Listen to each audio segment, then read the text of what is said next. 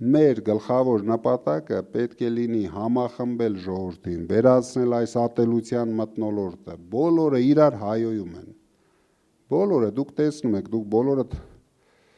ինտերնետի հետ հավես ունեք, ոնց կար ամբողջ երկիր իրար հայոյիկ, կինը տղամարդուն, տղամարդը կին, հայ ընտանիքում ով ռիսկ աներ մեր կնոջ հասցեին մի թեթև գոնե ոչ թե դեմը ասեր 100 կիլոմետրից ինչ որ բան ասեր կամ աղջկա ասեին, հիմա ազատ այս ատելության մթնոլորտը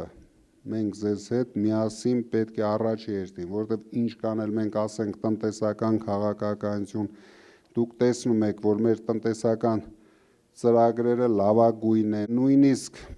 այնքան բարձր նշաձող ենք դրել, որ հասնելը դրան ես հասկանում եմ, մեզ համար էլ է ծանր լինելու,